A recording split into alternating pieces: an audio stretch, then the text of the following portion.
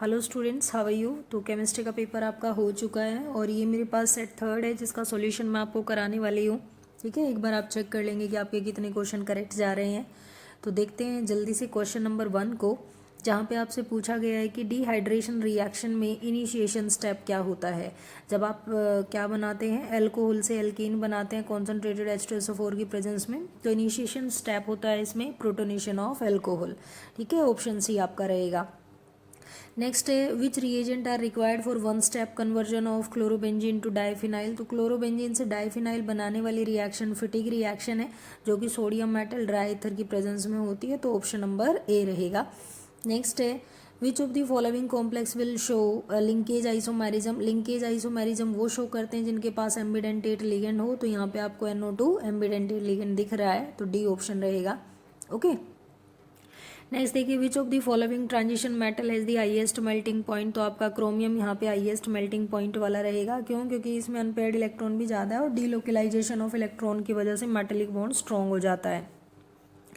Next question है freezing point of 1 molar KCl solution assuming KCl to be completely dissociated in water. तो इसका answer आपका आएगा option A -3.72। आप इसका कैसे कैलकुलेट कर सकते हैं, देखिए डिप्रेशन इन फ्रीजिंग पॉइंट वाली प्रॉपर्टी है, तो जिसको आप लिख सकते हैं T0F minus TF is equal to iota multiply by KF into M। ठीक है, मोलेलिटी आयोटा की वैल्यू 2 पुट करेंगे क्योंकि कम्प्लीटली आयोनाइज है, और KF आपको 1.86 दिया हुआ है, मोलेलिटी आपको 1 दी हुई है।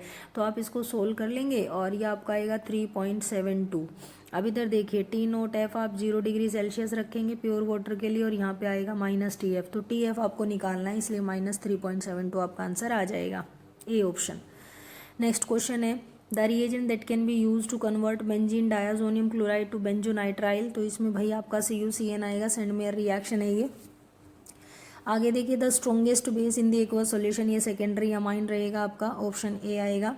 On mixing 30 ml of acetone to 20 ml of chloroform the total volume of solution. देखिए एसीटोन और क्लोरोफॉर्म का जो सॉल्यूशन है वो नेगेटिव डेविएशन दिखाता है, और नेगेटिव डेविएशन में चेंज इन वॉल्यूम भी क्या रहता है, चेंज इन वॉल्यूम कम हो जाता है ना, लेस देन 0 रहेगा, मतलब डिक्रीज हो जाएगा। तो 30 + 20 50 होना चाहिए, लेकिन लेस देन 50 आप यहाँ पे नोट करेंगे। ठीक है, नेक्स्ट है which can not measure the resistance of an we can not measure the resistance of an ionic solution using DC। हाँ बिल्कुल, क्योंकि कंपोजिशन चेंज हो जाती है सोल्यूशन की, डायरेक्ट करंट की वजह से जो डिकम्पोजिशन है वो ज़्यादा होगी और जिससे कंपोजिशन ही चेंज हो जाती है सोल्यूशन की।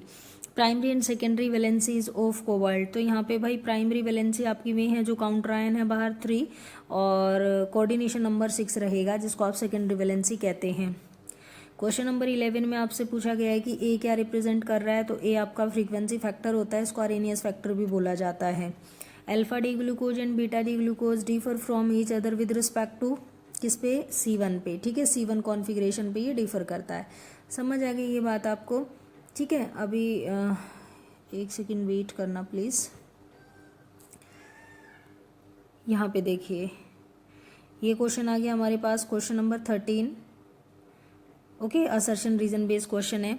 तो actinoid contraction is greater from element to element then lanthanoid. बिल्कुल करेक्ट है, एक्टिनोइड की मोस्टली प्रॉपर्टी ज़्यादा होती है लेंथिनोइड से। फिर कहते हैं actinoid show wide range of oxidation state, ये भी करेक्ट है, लेकिन ये इसका रीजन नहीं है। देखो जो कॉन्ट्रैक्शन है ना वो पुअर शील्डिंग इफेक्ट की वजह से होता है, तो दोनों बातें करेक्ट हैं, इसलिए ऑप्शन क्या आ जाएगा, बी आ जाएगा। नेक्स्ट है आपके पास molecularity of reaction is determined experimentally. बिल्कुल ठीक है, molecularity is applicable only for elementary reaction not for complex, ये भी करेक्ट है। ठीक है, तो यहाँ पे भी आपका ऑप्शन बी आएगा। नेक्स्ट है boiling point of secondary amine is lower than that of primary amine. हाँ करेक्ट है ये बात। Hydrogen bonding is much more extensive in secondary amine as compare to primary amine, ये रॉन्ग है, तो इसका ऑप्शन आपका सी आएगा। प्राइमरी अमाइन में हाइड्रोजन बॉन्डिंग ज़्यादा होगी। नेक्स्ट है bond angle in COC is slightly greater than tetrahedral angle. बिल्कुल, ईथर में 111 डिग्री का एंगल होता है, this is because of repulsive interaction, ये भी करेक्ट है, तो इसमें आपका ऑप्शन ए आ जाएगा। नेक्स्ट क्वेश्चन है define osmotic pressure. Osmotic pressure किसको कहते हैं? तो ऑस्मोटिक प्रेशर होता है प्रेशर दैट स्टॉप्स ऑस्मोसिस, जो आप सॉल्यूशन के ऊपर अप्लाई करते हैं और वो ऑस्मोसिस को रोक देता है, उसको ऑस्मोटिक प्रेशर कहते हैं। ऑस्मोटिक प्रेशर को ही क्यों यूज़ किया जाता है? Determination of molar mass of macromolecule like protein and polymer. देखो जो ये प्रोटीन और पॉलीमर होते हैं ना, ये एक फिक्स टेम्परेचर के ऊपर ही एग्जिस्ट करते हैं। तो जो आपका ऑस्मोटिक प्रेशर है ना, pi is equal to CRT, यहाँ पे आप एक फिक्स टेम्परेचर को यूज़ करते हैं जिससे मैक्रोमोलिक्यूल के स्ट्रक्चर के ऊपर कोई इफेक्ट नहीं आता। तो एक तो ये कारण है कि भाई हम एक फिक्स टेम्परेचर या रूम टेम्परेचर को यूज़ करके यहाँ पे मोलर मास कैलकुलेट कर सकते हैं। दूसरी बात, जो कॉन्सेंट्रेशन यूज़ हुई है यहाँ पे वो मोलैरिटी यूज़ हुई है, तो इसीलिए ये प्रॉपर्टी हमारी ज़्यादा इंपॉर्टेंट है क्या कैलकुलेट करने के लिए, मोलर मास ऑफ मैक्रोमोलिक्यूल। आगे देखिए, how do you explain the following presence of an aldehydic group of glucose.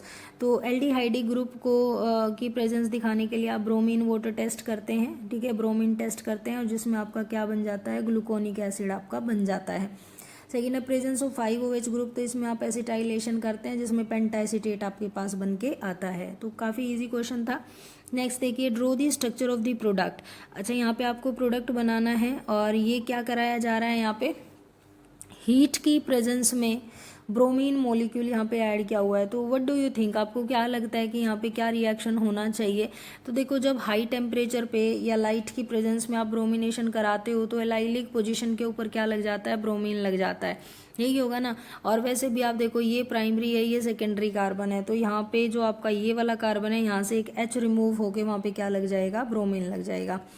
Next आपके पास क्लोरोबेंजीन का क्या करवा रहे हो, एसिटाइलेशन करा रहे हो ना, ये फ्रीडल क्राफ्ट असाइलेशन रिएक्शन है।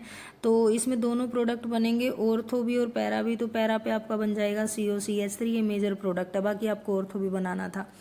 उसके बाद ये ग्राफ आपको दिया गया है, आपको बताना है ये कौन से ऑर्डर की रिएक्शन है। तो यहाँ पे लिखा हुआ है log R0/R, तो ये तो फर्स्ट ऑर्डर में होता है ना, तो ये फर्स्ट ऑर्डर की रिएक्शन है। What is the slope of the curve. अच्छा हाँ, एक चीज़ और देख लें भाई, ये ठीक है, ये फर्स्ट ऑर्डर की ही है और आपको क्या कैलकुलेट करना है, यहाँ पे स्लोप आपको निकालना है। तो जो इक्वेशन होती है ना आपकी, K is equal to 2.303 upon क्या होता है, T log ऑफ, यहाँ पे होता है इनिशियल कंसंट्रेशन और यहाँ पे होता है फाइनल कंसंट्रेशन। तो इस इक्वेशन को आपको किस में कन्वर्ट करना है, pi is equal to CRT के अंदर कन्वर्ट करना है और फिर आप इसका स्लोप निकाल देंगे। Okay, right IUPAC name of the following coordination compound. तो IUPAC नेम आप इनका लिख सकते थे। फर्स्ट वाले का क्या हो जाएगा, डाईक्लोरो बिस इथेन 1,2 डाइअमाइन कोबाल्ट, और ऑक्सीडेशन स्टेट कोबाल्ट की यहाँ पे 4 आएगी भाई, क्योंकि 2 तो क्लोरीन की रिस्पेक्ट में और 2 ही सल्फेट की रिस्पेक्ट में, तो 4 ऑक्सीडेशन स्टेट आएगी और कोबाल्ट लिख देंगे बाद में। यहाँ पे आपका हो गया पोटाशियम ट्राईऑक्सलेटो फेरेट 3, ये इनकी नेमिंग हो गई। डबल सोल्ट और कॉम्प्लेक्स कंपाउंड क्या होता है, डबल सोल्ट वो है जो एक्वस सॉल्यूशन में कंप्लीटली डिसोशिएट हो जाते हैं, अपनी आइडेंटिटी को लूज कर देते हैं।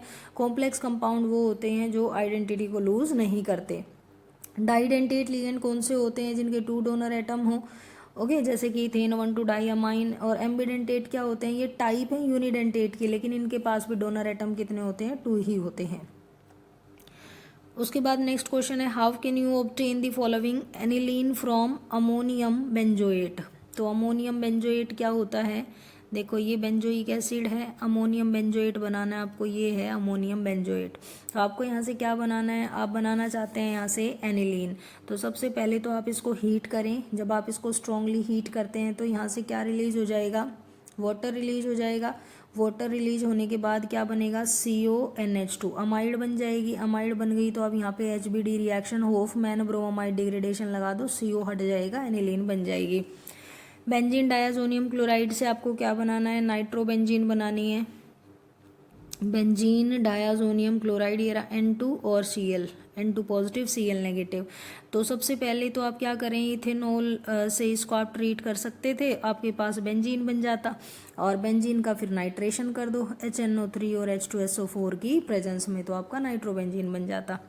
2,4,6 ट्राइब्रोमो एनिलीन फ्रॉम एनिलीन, बहुत डायरेक्ट रिएक्शन है, ब्रोमीन वाटर से हो जाती। नेक्स्ट क्वेश्चन है, give reason for the following, the pH of aqueous NaCl increases when it is electrolyse. देखो जब आप इलेक्ट्रोलिसिस करते हो ना एक्वस NaCl की, तो यहाँ पे क्या बन जाता है, ये क्लोरएल्कली प्रोसेस है, आपने 10th में भी पढ़ा हुआ है। एक रोड के ऊपर तो आपके पास बनती है क्लोरीन गैस और एक पे बनती है हाइड्रोजन गैस, ओके। और जो सॉल्यूशन है ना, सॉल्यूशन में NaOH बनता है, तो सॉल्यूशन में NaOH बनने की वजह से pH इसका इंक्रीज होता चला जाता है। Unlike dry cell, mercury cell has a constant cell potential through its life time, क्योंकि इसकी जो रेडॉक्स रिएक्शन है उसमें कोई आयन इन्वॉल्व नहीं होता, तो इसकी वजह से इसका कांस्टेंट सेल पोटेंशियल रहता है। Conductivity of solution decreases with dilution, definitely, क्योंकि पर cubic centimetre number of ions क्या हो जाते हैं, कम हो जाते हैं। ठीक है, तो ये कारण है। आगे देखिए, ये वाला क्वेश्चन आपको दिया गया